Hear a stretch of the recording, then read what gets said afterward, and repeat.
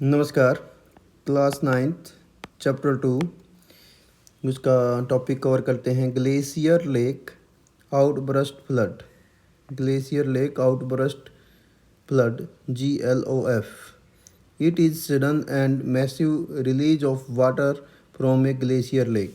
जो एक hilly area में ग्लेशियर यानी हिम नदी की लेक होती है, यानी बर्फ़ और उसके नीचे पानी होता है।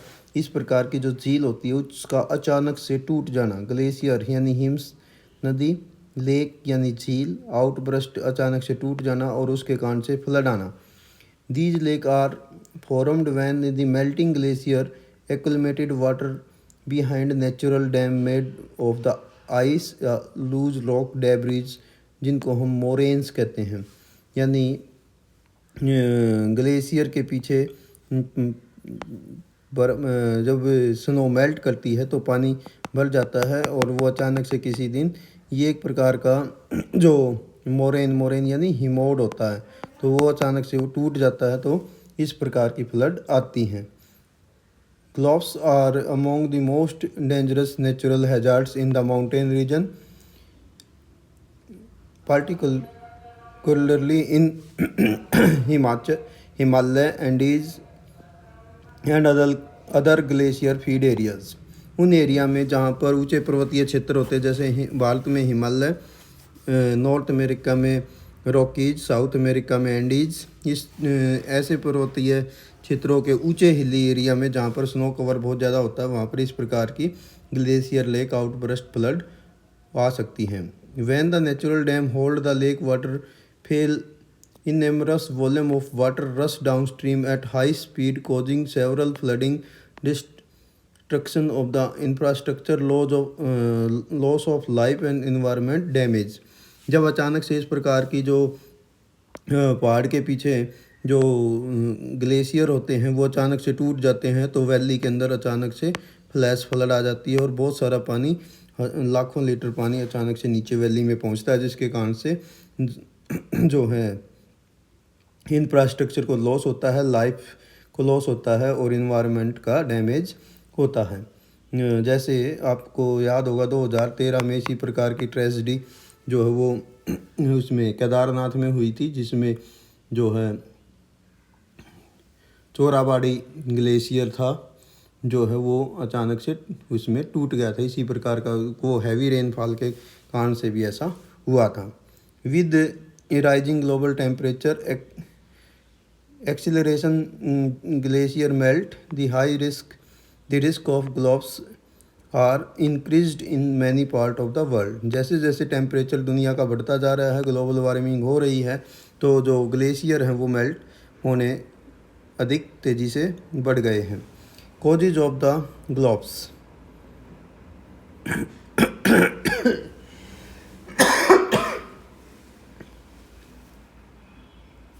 Sorry. Glacier lake outburst flood occurred due to the sudden failure of the natural dam that hold back Glacier Lake. Some several factors contribute this failure. One is melting the glacier। अचानक से glacier का पिघल जाना। Global warming के कारण से जो glacier हैं वो तेज़ी से मेल्ट हो रहे हैं, जिसके कारण से volume of water in the glacier lake rising pressure on the natural dam. जैसे जैसे टेम्परेचर बढ़ता जाता है तो ग्लेशियर मेल्ट होते हैं, उसके कारण से जो ग्लेशियर के पीछे लेक होती है उसमें पानी की कैरिंग कैपेसिटी कम हो जाती है, तो अचानक से वो एक दिन टूट जाता है। वीक मोरेन डैम, जो हिमोड होता है वो कमज़ोर होता है और उसके पीछे जो पानी होता है वो धीरे धीरे बर्फ़ मेल्ट करके उसको कवर कर जाता है और अचानक से वो एक दिन जो ब्लॉकेज है, यानी वो रास्ता है डेब्रिज का बना हुआ मोरेन है, हिमोड के बना ही इसको बोलते हैं मोरेन हिमोड। हिम नदी के द्वारा लाए गए सिल्ट के द्वारा डिपोजिशन से बनता है ये डैम। उसके पीछे मेल्ट जो बर्फ़ होती है वो डिपॉजिट रहती है यदि टेम्परेचर डाउन रहता तो, लेकिन जैसे जैसे टेम्परेचर इंक्रीज होता है तो वो मेल्ट हो जाती है।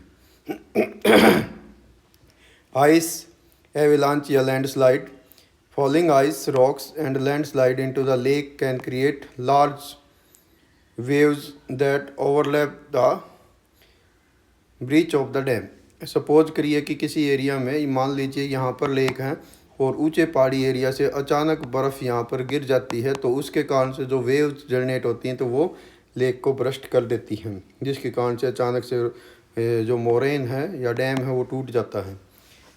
Next factor is earthquake. Seismic activity can weak crack the natural dam या trigger sudden water release. Earthquake के कारण से वाइब्रेशन होता है या क्रैक्स आती हैं और उसके कारण से भी ये मोरेन लेक टूट सकती है। हैवी रेनफॉल या rapid snow melting. Excessive water from intensive rainfall likely in Kedarnath 2013 and Dharali in 2025। Uttarakhand में है ये दोनों। तो वहाँ पर भी इस प्रकार की जो लेक में अचानक से तेज़ बारिश के कारण से या सडन टेम्परेचर राइज के कारण से इस प्रकार की एक्टिविटी हो सकती है। अब बात आती है कि इसके लिए हम क्या मिटिगेशन कर सकते हैं, यानी इसके बचाव के क्या उपाय कर सकते हैं। Number 1, regular monitoring and risk assessment. हम सैटेलाइट इमेजनरी के माध्यम से, फील्ड सर्वे के माध्यम से और रिमोट सेंसिंग टेक्नोलॉजी के द्वारा लगातार इस प्रकार की लेक्स की मॉनिटरिंग कर सकते हैं। उसके वाटर लेवल की मॉनिटरिंग की जा सकती है कि वो कितनी तेज़ी से मेल्ट हो रहे हैं और उनकी टूटने की कितनी संभावनाएं हैं। Second one is early warning system. हम इंस्टॉलेशन कर सकते हैं सेंसर की, अलार्म सिस्टम की डाउन स्ट्रीम पर, जो जैसे ही पानी में अचानक से कोई डिस्चार्ज होता है तो उसका सेंसर के माध्यम से अलर्ट मैसेज कवर किए जा सकते हैं। Then controlled drain. Engineering measures हम अपना सकते हैं कि वहाँ पर ड्रेनेज चैनल बना दें या सिपॉन्स सिस्टम बना दें, ताकि एक्सेसिव वाटर यदि किसी कारण से लेक बरस्ट होने के कारण आता है तो वो डाइवर्ट हो जाए। देन है स्ट्रेंथिंग नेचुरल डैम। जो मोरेन यानी एक नेचुरल जो डैम बने होते हैं, हम उसको स्ट्रेंथ कर सकते हैं प्रोटेक्टिव स्ट्रक्चर बना के, ताकि सडन कोलैप्स होने से उसको रोका जा सके। Next one is land use planning. Avoiding the construction settlement in the flood prone downstream area, minimise the damage and loss.